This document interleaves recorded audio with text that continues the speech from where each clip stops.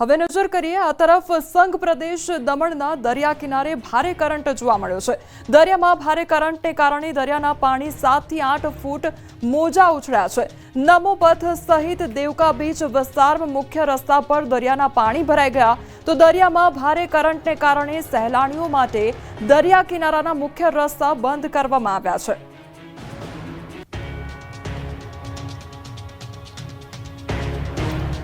દ્વારકાના દરિયામાં ભારે કરંટ જોવા મળ્યો છે। ગોમતી ઘાટ કિનારે તોતિંગ મોજા ઉછળ્યા છે તો 15 થી 20 ફૂટ ઊંચા મોજા ઉછળ્યા છે। અરબી સમુદ્રમાં ભારે પવન સાથે કરંટ જોવા મળ્યો છે।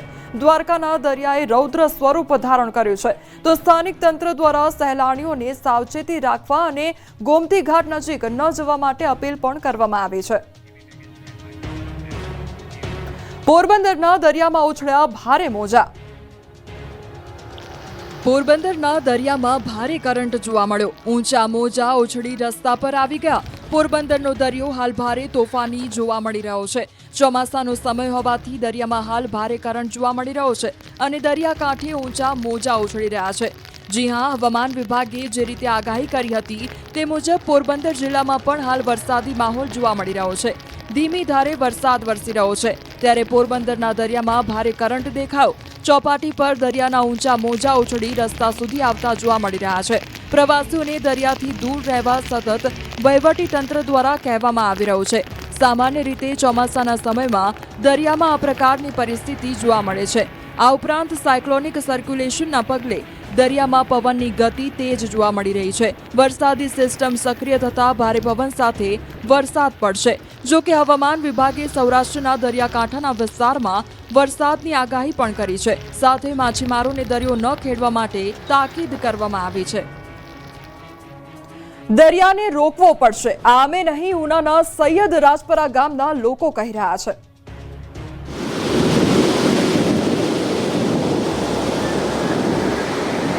આ ઘૂઘવતો દરિયો અને ઉછળતા મોજાએ 2 દિવસમાં 2 લોકોના આશિયાના છીનવી લીધા છે। જુઓ આ દ્રશ્યો, દરિયાના મોજા આગળ વધી રહ્યા છે। 2 વર્ષ પહેલા પ્રોટેક્શન વોલ તૂટી ગયા બાદ લોકોની સ્થિતિ બગડી છે। દરિયાના પાણી હવે રહેણાંક વિસ્તારમાં આવવા લાગ્યા છે, જેના કારણે લોકોના ઘર પડી રહ્યા છે। આ ઘટના છે ઉનાના સૈયદ રાજપરા દરિયાકાંઠા વિસ્તારની। દરિયામાં ભારે કરંટના કારણે મકાન ધરાશાયી થયું। મકાન ધરાશાયીનો લાઈવ વિડીયો સામે આવ્યો। તાઉતે વાવાઝોડામાં પ્રોટેક્શન દિવાલ પડી જતા લોકોની હાલત ત્યારથી કફોડી બની છે। વહેલી તકે દરિયાના મોજાને રોકવાની વ્યવસ્થા કરવામાં નહીં આવે તો અનેક મકાનોને નુકસાન થવાની સંભાવના છે। તો બીજી ઘટના સામે આવી સુરતના સલાબતપુરાના ધમલાવાડ 1માં બીજા માળનો મકાનનો ભાગ ધરાશાયી થયો। વર્ષો જૂના મકાનના બીજા માળનો ભાગ તૂટી પડતા 2 લોકો ઇજાગ્રસ્ત થયા। ઘટનાની જાણ થતાં પોલીસ પીસીઆર વાન સ્થળ પર પહોંચી 108ની રાહ જોયા વિના પીસીઆર વાનમાં જ ઇજાગ્રસ્તોને સારવાર માટે ખસેડાયા। સદનસીબે મોટી દુર્ઘટના ટળી। ફાયર વિભાગ અને પાલિકા દ્વારા વધુ કાર્યવાહી હાથ ધરવામાં આવી।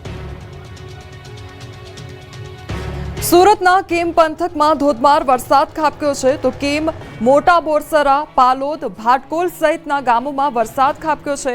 વરસાદને પગલે વિઝિબિલિટી ડાઉન થઈ ગઈ છે અને વાહન ચાલકોને ભારે હાલાકી ભોગવવાનો વારો આવ્યો છે તો હેડલાઇટ ચાલુ કરી વાહન ચલાવવાની લોકોને ફરજ પડી છે। રસ્તાઓ પર પાણી ભરાવાનું શરૂ થઈ ગયું છે। ખેડા જિલ્લામાં વરસાદી માહોલ જામ્યો છે તો ખેડા, મહેમદાવાદ, માતર સહિતના વિસ્તારમાં ધોધમાર વરસાદ પડ્યો છે। અમદાવાદના હાથીજણથી મહેમદાવાદ સુધી વિસ્તારમાં મુશળધાર વરસાદ નોંધાયો છે। ખેડા નેશનલ હાઈવે નંબર 8 પર ભારે વરસાદ પડતા વિઝિબિલિટી ઘટી ગઈ હતી।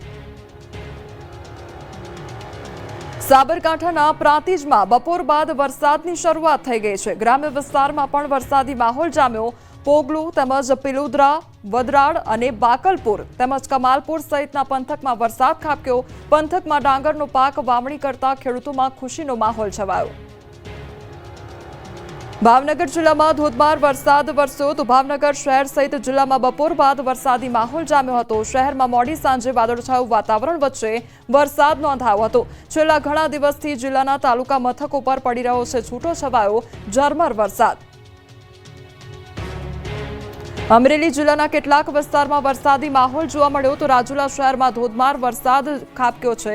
શહેર અને આસપાસના હિંડોળના, છતડિયા સહિત ગામડાઓમાં વરસાદ નોંધાયો છે। રાજુલા વિસ્તારમાં સતત વરસાદને લઈ ખેડૂતોમાં આનંદની લાગણી છવાઈ ગઈ છે। ગરમીમાંથી લોકોને રાહત પ્રાપ્ત થઈ છે। સૌરાષ્ટ્રના કેટલાક વિસ્તારમાં જોવા મળ્યો છે વરસાદી માહોલ. રાજ્યમાં વરસાદી માહોલ બરાબરનો જામ્યો છે. હવામાન વિભાગે સૌરાષ્ટ્રના કેટલાક વિસ્તારમાં વરસાદી ઝાપટા પડવાની આગાહી કરી છે. કચ્છ, પોરબંદર અને દ્વારકામાં વરસાદી માહોલ જામ્યો છે. સૌપ્રથમ વાત કચ્છ ભુજની કરીએ તો ભુજના દેસલપર વાઢાયમાં વરસાદ નોંધાયો છે. વરસાદથી દેસલપરની બજારોમાં પાણી વહી નીકળ્યા તો હાલ સમગ્ર કચ્છમાં વરસાદી માહોલ સર્જાયો છે. ક્યાંક ઝરમર તો ક્યાંક ઝાપટા વરસી રહ્યા છે. સવારે વાગડ વિસ્તારમાં ઝાપટા વરસ્યા હતા. કચ્છ પંથકમાં પડેલા સારા વરસાદના કારણે લોકોએ ગરમીથી રાહત અનુભવી હતી. તો યાત્રાધામ દ્વારકામાં વહેલી સવારથી જ વરસાદનું આગમન થયું છે. વહેલી સવારે 7 વાગ્યાથી અત્યાર સુધીમાં 2 ઇંચ વરસાદ વરસ્યો છે. મુખ્ય બજારોમાંથી વરસાદી પાણી વહેતા થયા છે. દ્વારકા સહિત ગ્રામ્ય પંથકમાં વરસાદ નોંધાયો છે. દ્વારકાના કલ્યાણપુર તાલુકામાં પણ સાર્વત્રિક વરસાદ વરસ્યો. રાવલ, પાનેલી તેમજ ટંકારિયા, કલ્યાણપુર સહિતના ગામોમાં સારો વરસાદ વરસ્યો. ઉપરવાસના ગામોમાં સારા વરસાદના પગલે સૂર્યાવદર સાની ડેમમાં પાણીની આવક થઈ છે. હાલ સાની ડેમનું નિર્માણ કાર્ય ચાલુ હોય અને આ વર્ષે હજુ પણ ડેમ પૂરો ભરવામાં આવશે નહીં. પાયા સુધીનું કામ પૂર્ણ થયેલ હોવાથી ત્યાં સુધી પાણીની આવક નોંધાઈ છે. હજુ પણ ડેમમાં પાણીની આવક ચાલુ છે. આસપાસના ગામોમાં સારા વરસાદના પગલે ખેડૂતોમાં ખુશીની લહેર છે. તો પોરબંદરમાં સવારથી વરસાદી માહોલ જોવા મળી રહ્યો છે. પોરબંદર તથા રાણાવાવ તાલુકામાં ધીમી ધારે વરસાદ વરસી રહ્યો છે. પોરબંદરમાં 1 ઇંચ જેટલો વરસાદ વરસ્યો છે, જ્યારે રાણાવાવમાં 1/2 ઇંચ જેટલો વરસાદ વરસ્યો છે. વાવણી બાદ જરૂરિયાત સમયે જ વરસાદ થતા ખેડૂતોમાં ખુશીનો માહોલ જોવા મળી રહ્યો છે. આગામી 7 દિવસ રાજ્યમાં મેઘો મહેરબાન રહેશે. હવામાન વિભાગે આગાહી કરી છે. સૌરાષ્ટ્ર પર લો પ્રેશર સક્રિય થયું છે. આજે સૌરાષ્ટ્ર કચ્છમાં અતિભારે વરસાદની આગાહી કરવામાં આવી હતી. તો કચ્છ, દેવભૂમિ, દ્વારકા, પોરબંદર, જૂનાગઢમાં અતિભારે વરસાદની આગાહી કરવામાં આવી. માછીમારોને દરિયો ન ખેડવા સૂચના પણ આપવામાં આવી. आज के लिए एक सिनोप्टिक सिस्टम परसिस्ट कर रहा है सौराष्ट्र कच्छ के ऊपर. एक लो प्रेशर सिस्टम अभी परसिस्ट कर रहा है सौराष्ट्र कच्छ के ऊपर, जो इसका associated cyclonic circulation up to 7.6 kilometre ऊपर तक एक्सटेंड हुआ है. इसके कारण हम आज वेरी हेवी रेनफॉल का वार्निंग दे रहे हैं सौराष्ट्र कच्छ के लिए. इसमें वेरी हेवी रेनफॉल में जो डिस्ट्रिक्ट आ रहा है Dwarka, Porbandar, Junagadh, Kutch, heavy to very heavy rainfall का जो वार्निंग है. इसमें हेवी रेनफॉल का जो वार्निंग है राजकोट, जामनगर, अमरेली, भावनगर, गिर सोमनाथ और दीव. एंड जो गुजरात रीजन के लिए आज हेवी रेनफॉल का वार्निंग है.